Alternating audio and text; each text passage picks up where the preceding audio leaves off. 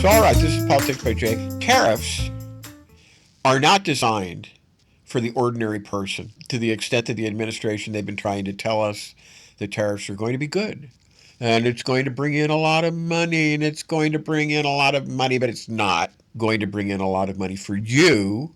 It's going to make, instead of making America great again, and this is what you have to understand. You just really have to hold on to this. That Jake is telling you the truth, that instead of making America great again, it's going to make corporate America, private business interest America. It's going to really be a windfall and a boon to them. And it's going to enrich them. And we're going to talk about that now on the show today. It's very important for you to understand. I know that the leading indicator of the following indicator, too, on tariffs for ordinary Americans is you go to the checkout stand and things are more expensive. And in one of the segments we're going to do today, we're going to talk about that. We're going to talk about how and who tariffs really enrich. And it's not your America, not my America. It's not our America. It's some perverted, twisted, DC comic, Superman, bizarro world type of America filled with private interest, filled with business interest, filled with money power, filled with oligarchy, and that's what it's full of. So anyway, we will be talking about that on the show today. And I have a kind of several things we're going to be talking about today, but I have a kind of a long clip that I want you to listen to. But we have talked about what is going to be one of the signal events, and which has all been a part of a plan. We've talked about how Trump is a tool. We've talked about many things here. We've talked about how there's a dangerous cabal behind him. We've talked about how he's a fascist. We've talked about how what's happening is fascism. We've talked about Vladimir Vladimirovich, Putin's part in it. But I want to talk more about the election that is really endangered. People are beginning to jump on the bandwagon. My colleagues, and I'm not sure I want to attribute me alone to this, but people of like minds tend to think alike, and they tend to see the same things. They tend to come to the same conclusions. That the freeness and the fairness of the 2026 election is really in question here. And I want you to listen to this because this explains to you, and there are many ways that this could go. But we just had the Fulton County situation where the feds basically went down to Fulton County, seized all the voting records. So this kind of points to that. So listen to this, please. It's interesting. You will hear at the beginning of it, or almost at the beginning of it, you will hear Steve Bannon. And he's one of the big ideologues of, I don't know, of the Trump administration, but I think to say the destruction of the United States and the tearing apart and the destroying of the Constitution. And he talks very frankly, and he talks very plainly. And then the person who created the clip, it's total hypocrisy. You can go and you can search that and you can listen to that. She's very good. And her name is Ellen. And you can go and you can listen to that. And you can check her out, and you can become more acquainted with the ways in which this might happen and the ways in which events are occurring right now that point to what she's talking about. So here we are. Here we go. And I'll be back with some comments later. When someone shows you who they are, believe them the first time. I want you to sit back, relax, buckle up. This one is going to take a few minutes, but it's worth your time. These are a couple of basic things, and the Democrats are saying this is the greatest voter suppression movement in history. Here's the reason. Minnesota shows you this. New York City shows you this. If they don't have illegal aliens voting, or if they don't have these phony migrants that are here on these phony programs that are at the polls, and you're damn right, we're going to have ICE surround the polls come November. We're not going to sit here and allow you to steal the country again. And you can whine and cry and throw your toys out of the pram all you want, but we will never again allow an election to be stolen. And that's why I'm so proud of what President Trump is doing. There you go. Steve Bannon just told us the plan. That's not a clip from after the 2020 election. It's not a clip from 2025. Even that is a clip from today, February 3rd, 2026. And now that we know that that plan is out in the open, as many of us suspected, we need to look back in order to understand how we move forward. When Donald Trump lost the 2020 election, he skulked off back to Mar-a-Lago, where he continued to behave inappropriately like a politician. And there he did things like host Netanyahu and other world leaders. He made sure he started gathering his team, Stephen Miller, who has long been by his side, Steve Bannon, Kristi Noem, Pam Bondi, all of the key players, even Fox News host Pete Hegseth. For 4 years, they had time to scheme and to plan as to how they were going to get Trump back in office, but then also how they were going to make sure that he stayed there no matter what the 2026 midterm elections turned out, and absolutely no matter how the 2028 presidential election played out, because I can promise you, Donald Trump is going to have to go out of that White House either feet first, or he's going to have to be dragged out in handcuffs.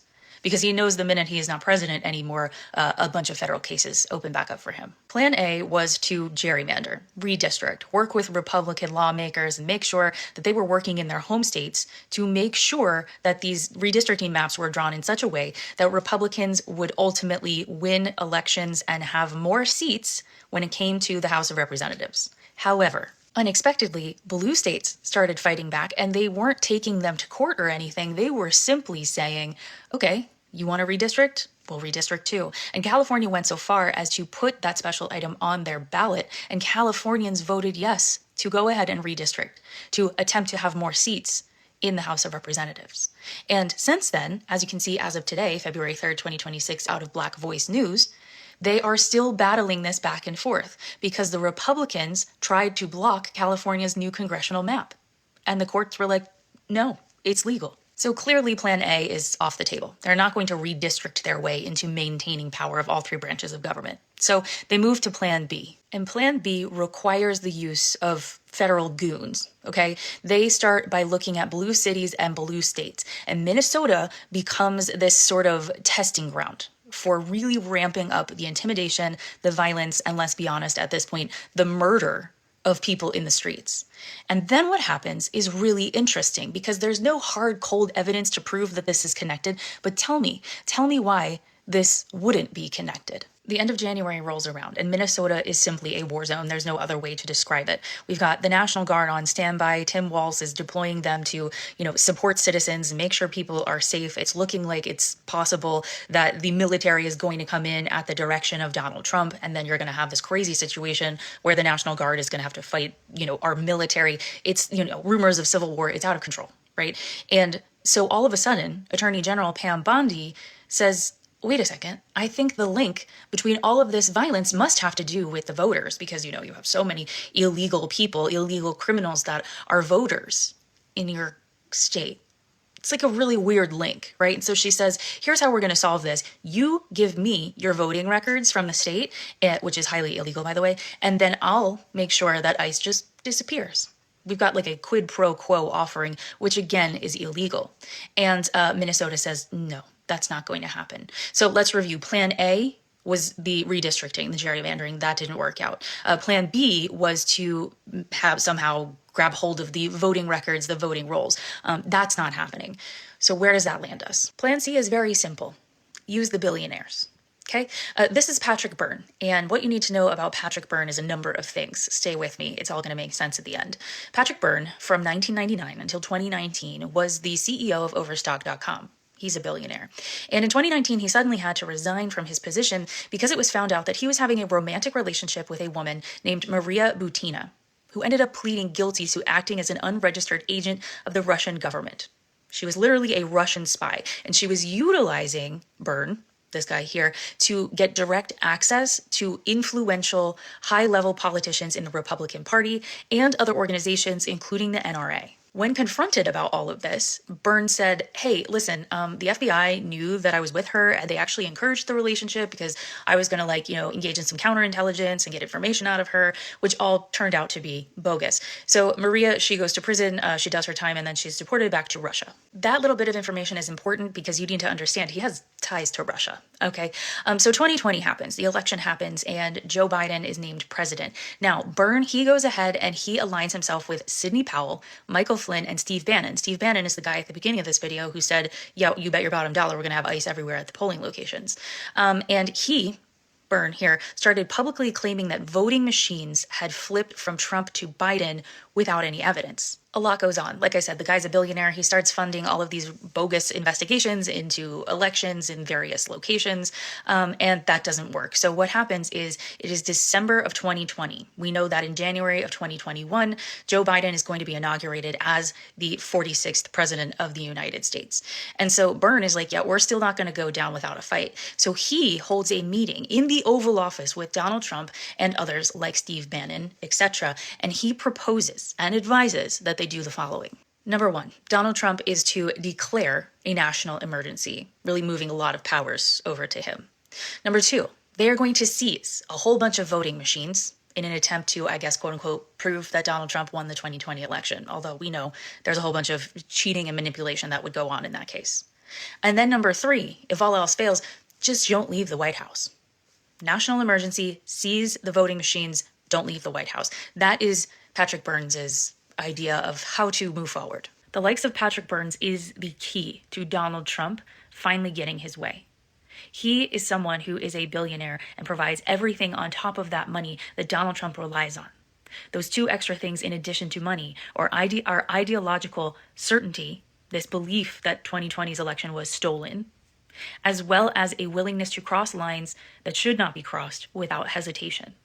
Patrick Byrne has already proved his loyalty once to Trump by running that meeting in December of 2020. Trump knows that he is willing to go the extra mile, even into places that are illegal. And this is the perfect setup for Donald Trump because in theory, now we know because of Nuremberg this is not true, but in theory he can sit back and say, I had nothing to do with that. None of my cabinet had anything to do with it. No one else in the Republican Party had anything to do with it. It was Patrick Byrne. They'll send him to prison and Donald Trump will pardon him. It's the last and final plan. And we, the American people, need to make sure that that does not happen. And now here's a word from one of our sponsors, Twain Consulting. Hi, this is Jake with Twain Consulting. Let's be blunt, shall we? America is litigious. It's unstable, and it's financially weaponized. If your name is on everything you own, you're a sitting duck. At Twain Consulting, we help you vanish legally, ethically, and permanently. From land trusts to layered LLCs, we teach you how to restructure your assets so the predators can't see them and can't touch them. This isn't a loophole. It's a strategy that the wealthy have used for decades. Isn't it time you got the same protection? Call Twain Consulting at 805-380-5699 or visit us online. Protect what's yours before someone else claims it. And now let's get back to Jake and Politics by Jake.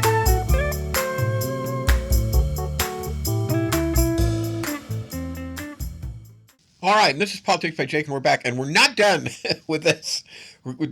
Obviously, one of the keystones, the foundations of our constitutional system, this experiment, this social experiment in democracy. It's a democratic republic, really. It's a hybrid. Regular forms, they tend not to survive very well. Oligarchies don't really survive. Autocracies don't survive. Republics don't survive. Empires don't survive.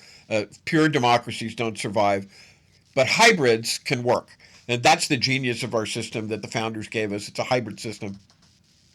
It contains democratic elements and it contains elements of a republic as well. So one of the keystones is free and fair elections. And you have heard me say, and you just heard Ellen here say at Total Hypocrisy, that this is under threat and that many of us, and that includes me, of course, have talked about this and how these are under threat. And she gives her ideas, and they're sound ideas. They're not mere conjecture. They may be conjecture, but they're educated conjecture based on events that have occurred. And you have heard me talk about, and she talks about how Pam Bondi, and she talked about the rationale for that, because, you know, it's kind of funny. They have the idea with border enforcement. They're not enforcing the northern border, okay? They're not trying to keep Canadians from coming over the border and illegally voting. The idea, which is wrong, they're not doing it. It's not happening. Trust me, it's not happening. It's not happening at all. This is the vagary and the fantasy of a diseased mind.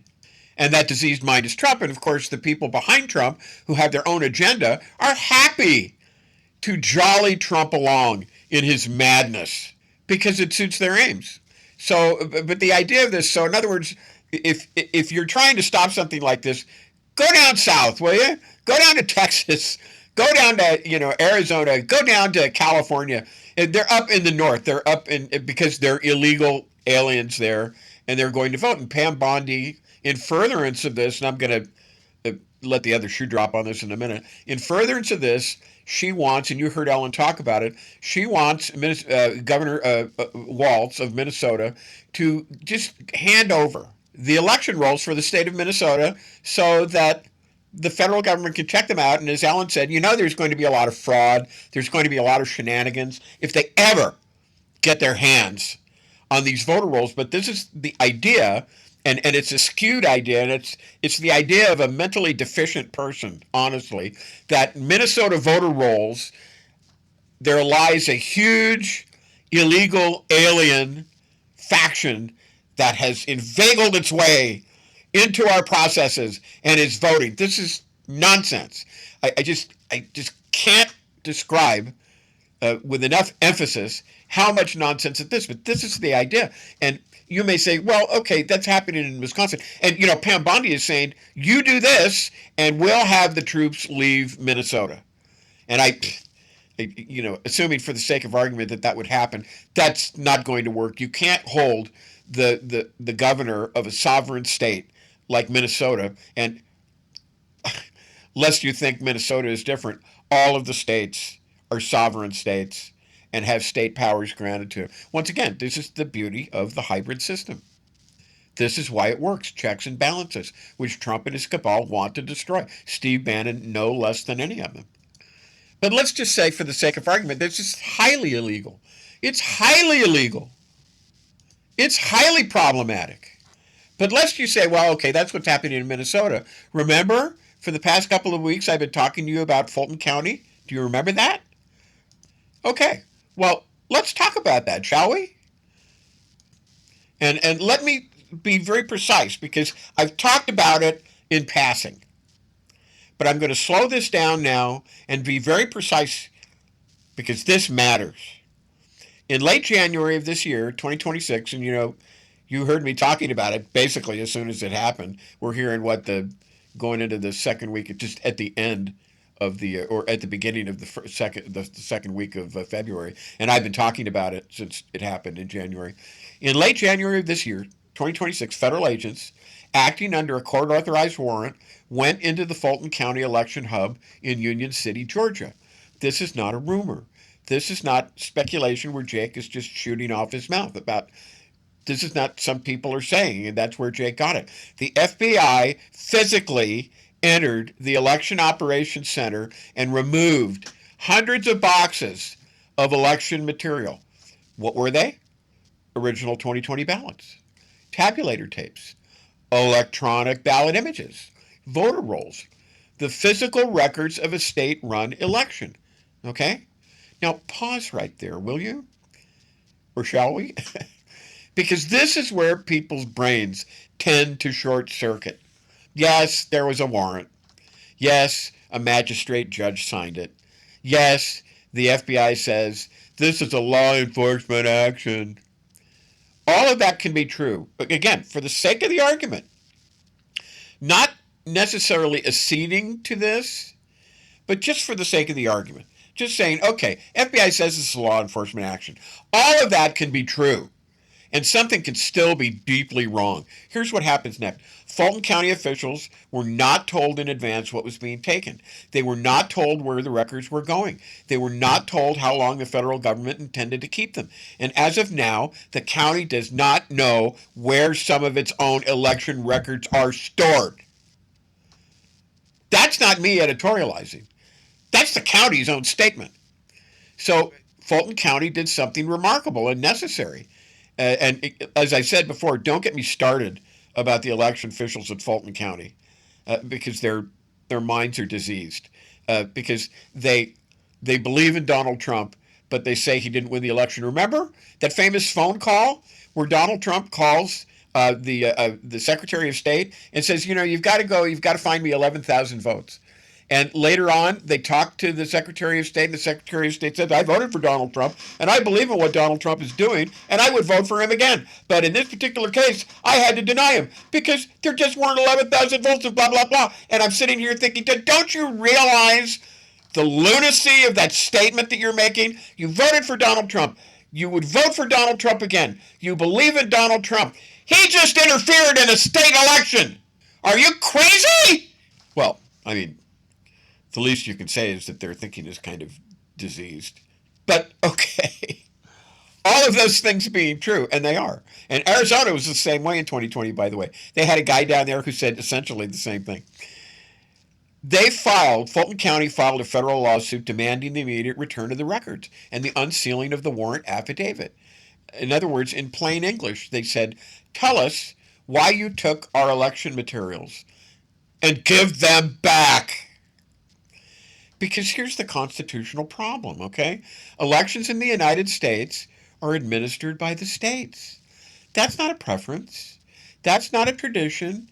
That's not the mos maiorum that you hear me talk about all the time, which is very important. The customs and traditions, mos maiorum means the ways of the elders, the ways of the ancients, the way things have always been done. No, no, no, no.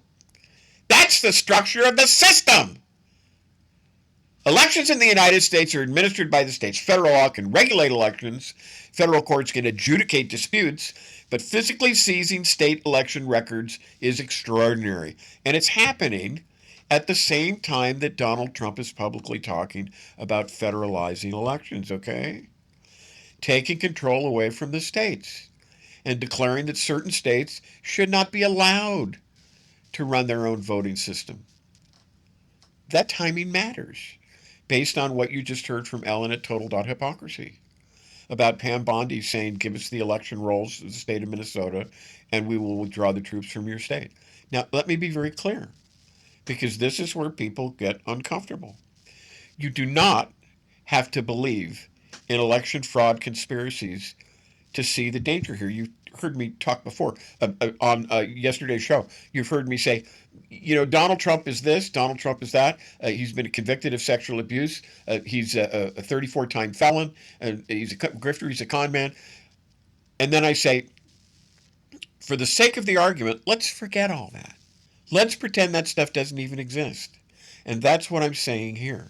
Because Donald Trump is unfit for government service. He should never be allowed to be in office. That's the situation here. You don't have to believe in election fraud conspiracies to see the danger. You don't have to support Trump. You do not have to distrust federal law enforcement. All you have to do is understand precedent. When the federal government normalizes the seizure of state election infrastructure, the burden of justification must be overwhelming. Not vague, not sealed, not trust us. Because once the chain of custody for elections moves upward, once the federal government becomes the physical custodian of the ballots, the system has crossed a line. Do you understand? And Fulton County officials are saying exactly that. And that's the exact right argument. They've raised concerns about chain of custody, about transparency, about public trust, about the constitutional boundary between the state authority and the federal power. And they are right to raise them. Now, zoom out, okay? This raid does not exist in isolation. It happens in the context of renewed efforts to discredit the 2020 election. It happens in the context of demands for voter rolls in multiple states. It happens in the context of rhetoric about taking over elections. And whether the FBI intended this or not, the effect is destabilizing. Because democracy does not collapse all at once. It erodes through administrative acts that once were unthinkable, but all of a sudden become allowed, through technical justifications, through procedures that are legal on paper, at least, in the first instance, but corrosive in practice. That's why this matters. This is not about Georgia versus Washington. This is not about Democrats versus Republicans. This is not even about Trump as a personality. Like I said, this is about who controls elections. And once that question stops having a clear constitutional answer, you are no longer arguing about policy. You are arguing about the survival of the system itself. That's the line Fulton County is pointing to. And whether you agree with them or not, you should be very glad that, and you just heard me really disparage the Fulton County election officials.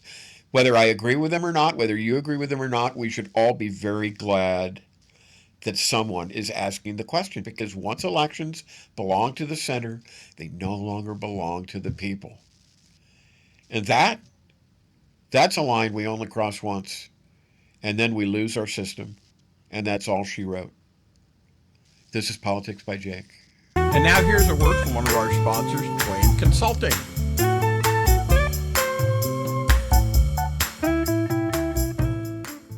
Hi, this is Jake with Twain Consulting. Imagine, if you will, having the power to disappear from the prying eyes of creditors, identity thieves, nosy strangers, all while protecting what you've worked so hard to build. That's what virtual invisibility offers. It's not magic. It's smart legal and business strategy to shield your assets and privacy so you can live free, confident, and in control. Most people think that asset protection is only for the ultra-wealthy, but it's for anyone who wants peace of mind and financial security, including you.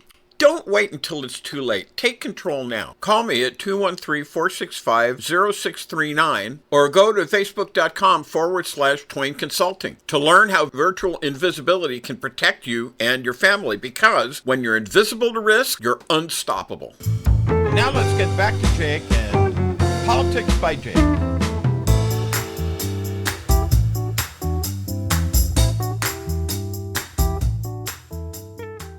Hi, this is Jake. This is Politics by Jake. Welcome to the show. Welcome to the fight. Welcome to 2026. Now, tariffs have been in the news this week, and they've been routinely in the news. They're one of the things that the corporate-controlled corrupt media skips to just to make us all afraid. And I'm not necessarily saying that we shouldn't be afraid, but kind of like that the fix is in. But I wanted to I haven't really done a show where I've talked about tariffs in this way, and I want to. Tariffs are blunt instruments dressed up as strategy. They sound muscular, patriotic, and decisive, but they behave like gravity. They pull costs downwards onto the weakest backs. Let's assume, just for a moment, okay? And we've talked about this before. We've talked about how let's assume that none of these other things about Donald Trump are true and that they don't make him unfit for office. Let's apply that to this. Let's assume for just a moment that Donald Trump is acting with intent, not impulse. And even under that generous assumption, tariffs don't exist to help consumers. And I think you're seeing a lot of this basically at the grocery store. But they exist to reorder who eats the pain and who feasts on the distortion. Here's the clean truth, without fairy dust, okay? What tariffs actually do, which is not what they're sold as, a tariff is a tax. It's a tax on imports. Full stop. Importers pay it. Importers pass it on. Prices for consumers rise.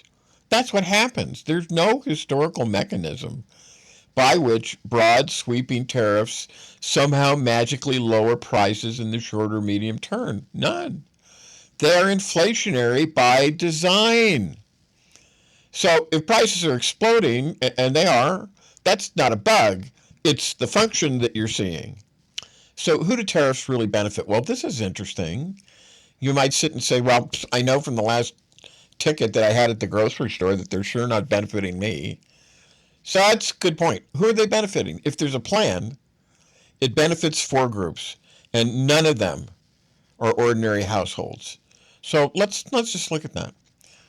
First, protected domestic producers. This is the only one I can kind of get behind.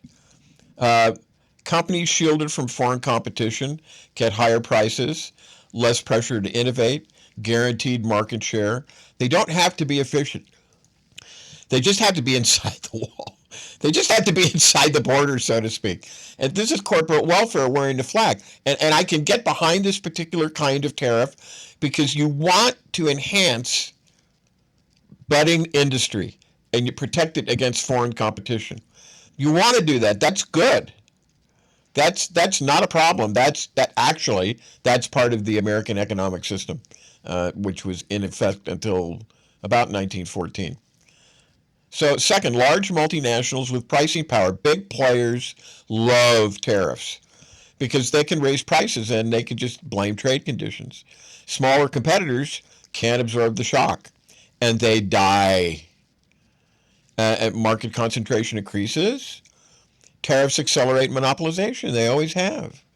It's the old story about the big fish eating up the smaller fish.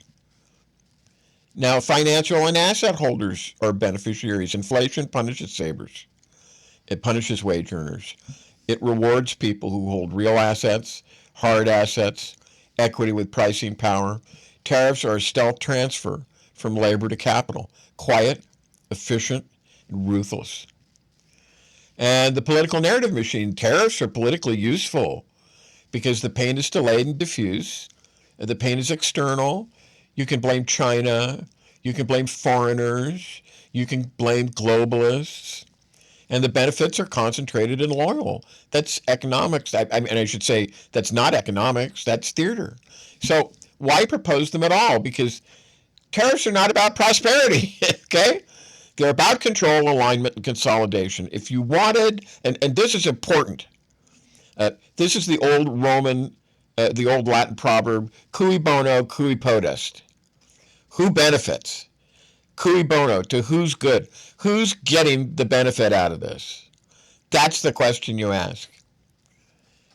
If you wanted to, if a person wanted to break global supply chains, force domestic reshoring regardless of cost, centralize economic powers, create winners who owe you and losers who can be blamed, tariffs are perfect. They create scarcity. Scarcity creates dependence.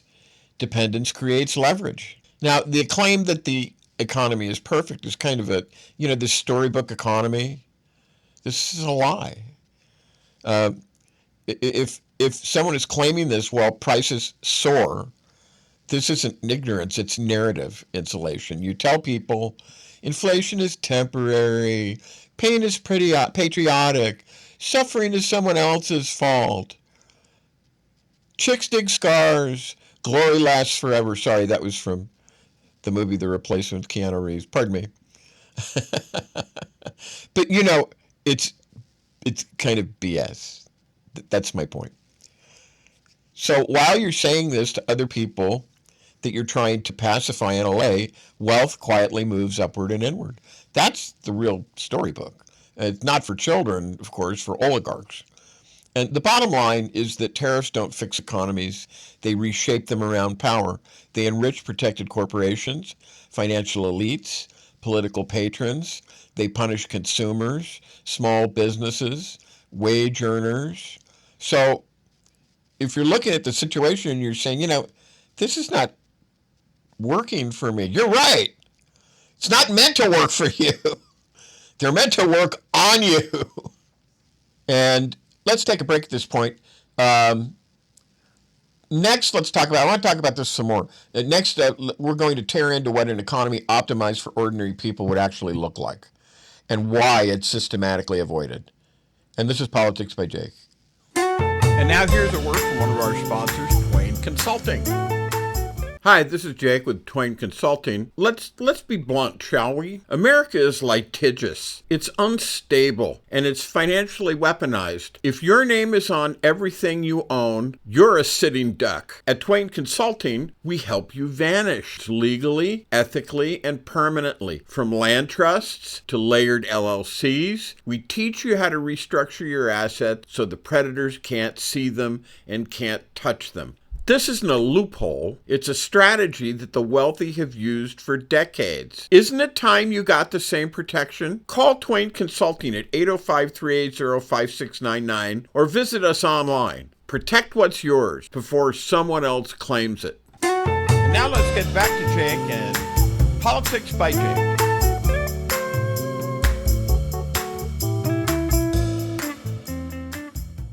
Okay, this is Politics by Jake, and we are back.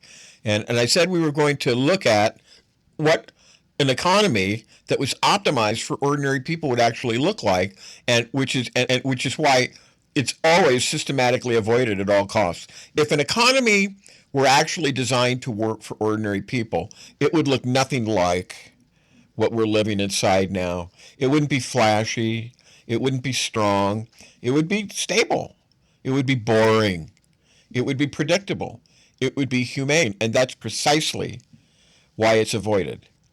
Here's the first principle. Let's go through these. The first principle, prices must obey wages, not the other way around. In a sane economy, wages rise first. Productivity gains flow downward. Prices follow capacity. They don't follow speculation. Today, we do the opposite. We inflate prices, we suppress wages, and then we scold people, and we make them feel guilty and ashamed for falling behind. That's not market failure. That's a design choice that's being foisted upon you. Okay, the second principle, competition must be enforced, not assumed. Real markets require referees. An economy that works for people has aggressive antitrust enforcement, breakups of dominant firms, no monopolies. No too big to fail, only too big to exist. When monopolies rule, prices are whatever the monopoly says it is. Tariffs only make this work by locking competitors out. Competition, on the other hand, lowers prices. Consolidation raises them. Unfortunately, we didn't choose it, but consolidation was chosen for us. The third principle, supply chains must be resilient, not maximally cheap. Global supply chains were optimized for profit extraction, not human continuity. A people-first economy would diversify suppliers instead of concentrating them. It would maintain strategic stockpiles. It would accept slightly higher baseline costs to avoid catastrophic shocks. Tariffs pretend to solve this by smashing the system with a hammer. Real resilience is built quietly, patiently, and intentionally. The fourth principle, housing is infrastructure, not an investment vehicle. This one is non-negotiable. An economy that works for people treats housing as a place to live, a stabilizer of labor, a public good with private participation, not a casino chip. Pricing controls, zoning reform, public housing, tax penalties for speculative hoarding, all belong here. No big companies buying up all the housing. Because when housing breaks, everything breaks. The fifth principle, money must circulate, not pool. When wealth stops moving, economies suffocate. A functional system taxes excess accumulation. It rewards reinvestment. It penalizes idle hoarding and rent seeking. This isn't radical, it's basic physics. Circulation equals life. It's called velocity. In economics, you learn about velocity. Historically, this was understood. But look at Franklin Delano Roosevelt and the New Deal. Not as nostalgia, but as proof of concept. The economy didn't collapse. It recovered. What changed wasn't math. It was power. So why don't we do this? Because a stable population is hard to control. A population that can afford housing, has predictable costs, isn't drowning in debt, can walk away from bad jobs, doesn't beg, doesn't panic, doesn't obey easily, has time to get out and protest, to be politically active, politically questioning. No. For oligarchical, extractive personalities, sociopathic, chaos is profitable. Fear is leverage. Instability keeps people from bargaining from their knees. Or I should say, it keeps people bargaining from their knees. Tariffs fit that model perfectly. Now, the quiet truth is this. In a people-centered economy, this would not feel like a miracle. It would feel like relief. Less anxiety, fewer spikes, no heroic leaders promising salvation, just a system that doesn't bleed you dry while calling it strength. And that kind of economy is possible. It's been built before. It's avoided now. And this is done on purpose. Now let's talk a little bit about what happens to individuals when systems like this keep deteriorating and how people quietly protect themselves while the story falls apart. Let's talk survival. Not panic, not paranoia, but quiet positioning. When systems decay, they don't announce it with trumpets. They leak. They creak. They make ordinary life harder in small and humiliating ways. People who endure aren't louder or richer or smarter. They're earlier. Here's how individuals protect themselves when the story collapses, but the lights are still on. Number one, reduce exposure before you try to optimize. This is the hardest pill, and it's the most important. Most people try to win inside a broken system. That's a mistake. The first move is to lose less. Fewer fixed monthly obligations, less dependence on volatile prices, less reliance on promises made by institutions that you don't control. Flexibility beats return, always. And if your cost of survival is low, you're free. And free, hey, that's good. If it's high, you're owned. All right, next, liquidity is oxygen, prestige is the tax. In unstable periods, liquidity isn't about getting rich. It's about breathing room. That means cash buffers, even boring ones. Access to credit before you need it, assets you can exit without begging, status purchases, big houses, flashy cars, lifestyle inflation. These are all traps. They look like success. They behave like anchors. Quiet liquidity keeps you upright when others are forced to sell at the bottom. And skills that solve immediate problems beat credentials. When systems strain, abstract value collapses. Concrete value explodes. What survives? Well, repair, logistics, negotiation, compliance navigation, problem solving under constraint. What weakens? Titles without leverage, prestige, or titles without equity, one might say. Prestige without utility, credentials that only work in stable institutions. You don't need to be everything. You just need to be useful when things break, and they inevitably break. 4, distance yourself from single points of failure. This applies to income, housing, transportation, healthcare, and technology. Any single point of failure is a future crisis worrying to watch. Redundancy looks inefficient in good times. It looks like genius in bad ones. The goal isn't independence from society, it's options inside it. 5, ignore the noise, watch incentives. Narratives are for crowds. Incentives, now those are for adults. When policies don't make sense, ask who benefits. Cui bono, right? The old Roman adage, even if it fails, who gets protected from downside? Who absorbs the shock quietly? That tells you where the system is actually headed long before the headlines catch up. People who listen to incentives reposition early. People who listen to slogans get crushed late. 6, psychological sovereignty matters more than money. This one is subtle and deadly if ignored. Fear makes people overreact. It makes them freeze. It makes them accept bad deals. It makes them hand over control. The calm person in a chaotic room has leverage without trying. Limit exposure to outrage cycles. Limit dependency on constant stimulation. Preserve your ability to think clearly under pressure. That alone puts you ahead of most of the population. And the quiet strategy in one sentence is this: lower your burn rate, increase your optionality, stay liquid, stay useful. Don't let the story hijack your nervous system. You don't need to predict collapse. You just need to stop assuming stability is guaranteed. Most people won't do that. That's why the window stays open, briefly, for those who do. And next, we're going to talk about even more practical stuff: how people structure housing, how they think about work, how they prepare broadcasting fear looking extreme. And we'll do that, but let's first take a break. And this is Politics by Jake, and we will be back. And now here's a word from one of our sponsors, Twain Consulting.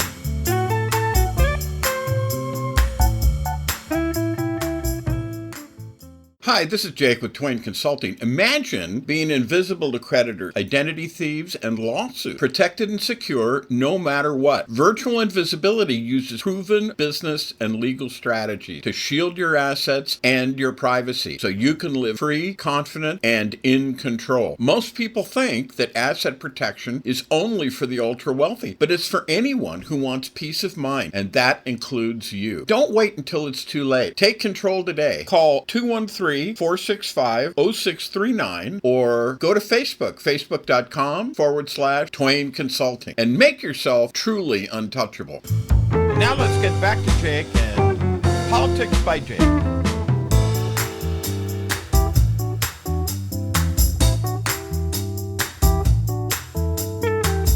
All right, this is Politics by Jake, and we are back, and we've been talking about tariffs, and we've been talking about some things that extend out of tariffs. And here we go, we're back again, and we're talking about how people prepare without broadcasting fear looking extreme.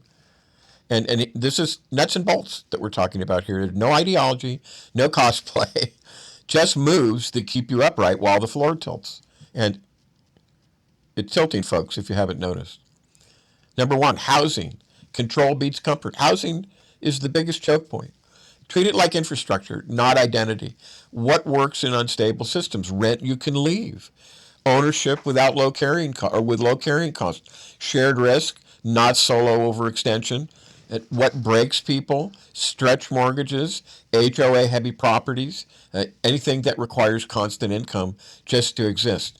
The rule of thumb, if losing income for 6 months ruins you, your housing choice is wrong. Square footage doesn't equal security. Control does.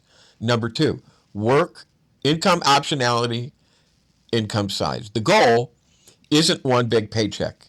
What it is it's multiple doors.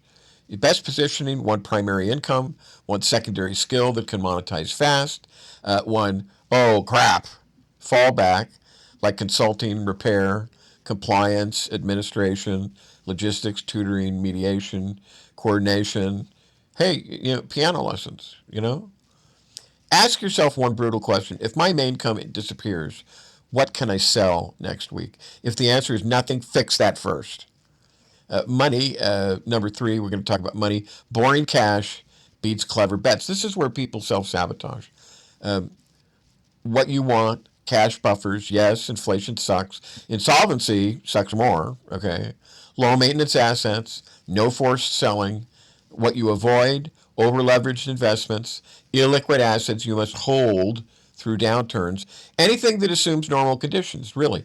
Liquidity is not cowardice. It's positioning. At number four, debt, kill fragility. Not all debt. Not all debt is evil. Fragile debt is. Toxic debt, variable rates tied to policy chaos, short maturities, debt secured by volatile assets, acceptable debt, fixed rate, or I should say, acceptable debt is fixed rate, predictable payments, optional payoff timing. If debt removes options, it's poison. If it buys time and flexibility, it's a tool. Five, transportation. Mobility is leverage. Mobility equals opportunity. Cars, transit, location. This isn't lifestyle, it's escape velocity. Reliable, impressive, paid off, financed, cheap to maintain, cool to look at. So reliable is greater than impressive. Paid off is greater than financed. Cheap to maintain is better than cool to look at. People get trapped geographically because they overbought transportation as status. Don't do that. Because when you have transportation, at least you can get out. Six, social positioning. Fewer ties, but stronger ones. In unstable periods, big networks collapse. Small, competent circles, they endure. You want people who trade skills, people who keep calm, people who don't panic or posture. You cut exposure to chronic outrage, financially reckless friends, anyone who pressures you to keep up. This is not withdrawing. You're just tightening the weave, okay? Seven, information diet, starvation beats poison.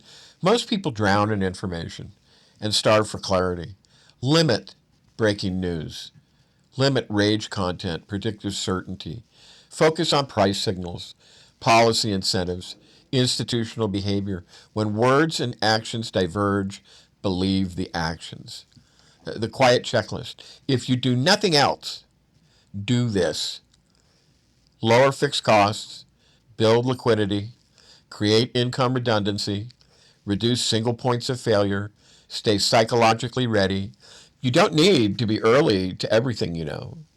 You just need to be not last. This isn't collapse prep. It's just adult realism. All right, and next let's map this to specific scenarios like job loss, housing shock, medical hit, inflation spike, political disruption. Same calm, same clarity. Let's walk it through, okay? Scenario by scenario, not doom, not drama, just what breaks, what holds, and what you do while others freeze. Think of this like weather prep, okay? You don't curse the storm. What you do is you check the roof, and then you keep moving. So, okay, scenario number one, job loss, sudden, no warning. What breaks? People with high fixed costs, people whose identity is their job, people who need permission to act. What holds? Low monthly burn, side income that's already warm, the ability to sell time or skill immediately. Your moves, freeze discretionary spending in 24 hours. Do it right away, in other words. Switch from career thinking to cash thinking. Monetize anything useful now. Like I said before, consulting, admin, repair, coordination, tutoring, mediation. Delay pride, okay? Pride is expensive in down terms. Your goal is to buy time. Time restores leverage. Okay? Scenario two, housing shock. Rent spike, forced move, mortgage stress. What breaks? Over-leveraged homeowners. Oh boy, they break. They break just like a little girl. Renters with no savings buffer. People emotionally attached to square footage. What holds? Mobility, flexibility, willingness to downgrade fast. Your moves? Treat housing like logistics, not self-worth. Prioritize location optionality over comfort. If owning, refinance or stabilize before the crisis. If renting, prepare an exit plan before renewal. Truth. The person who can move cheaply controls the board. Okay? All right. Scenario number three, medical hit. Injury, illness, care disruption. What breaks? People without buffers. People dependent on employer-only coverage. People who never planned for downtime. What holds? Cash reserves, redundant coverage or eligibility awareness, a support circle that actually functions. What are your moves? Preserve liquidity above all. Negotiate everything. Bills, timelines, payments. Shift workload to lighter advisory or remote modes. Protect energy. Recovery is strategic. The reality is this: health shocks expose fragility faster than recessions. Scenario number four, inflation spike. Prices jump, wages don't. What breaks? Fixed income households without buffers, people locked into long-term high-cost commitments, consumers who don't adjust behavior quickly. What holds? Cash plus discretion, variable spending habits, assets or skills with pricing power. Your moves: cut brand loyalty, by function, not marketing, renegotiate services annually, insurance, telecom, utilities, increase income before chasing returns, avoid locking into long-term costs at inflated prices. Inflation punishes passivity. Adjust fast. All right, scenario number five, political or institutional disruption. What breaks? People relying on stability promises. Businesses dependent on narrow regulatory assumptions. Anybody who believes that they won't let it get that bad. That's like famous last words, like the check's in the mail and don't worry, I packed the parachutes myself. What holds? Compliance awareness, legal and administrative flexibility, staying boring, and low profile. Your moves in this case: stay inside the rules, just don't trust them to stay still. You know what they say, the only thing constant is change. Reduce exposure to discretionary enforcement. Keep records clean and accessible. Don't attract attention when systems get nervous. The rule is visibility is risk when institutions wobble. And the through line, and this matters, every scenario punishes the same thing. Punishes rigidity, pride, overconfidence and stability, and it rewards the same thing: flexibility, liquidity, psychological calm. You don't need to predict or have to predict which crisis hits. You just need a posture that survives any of them. And one sentence to carry with you if I was going to give it to you: lower commitments, raise options, stay liquid, stay calm. That's it. And this is Politics by Jake. Are you tired of the noise and the spin? Do you want the real story behind the headlines? I'm Jake, and this is Politics by Jake, where I tell you what they won't. And now we're going even deeper. and I need your help to keep doing it. Join me on Patreon and support independent political analysis that doesn't pull punches. You'll get insider breakdowns, you'll get bonus clips, and first access to new content. So go to patreon.com/politics by Jake. That's patreon.com/politics by Jake. No filters, no fluff, just the truth. Let's do this together.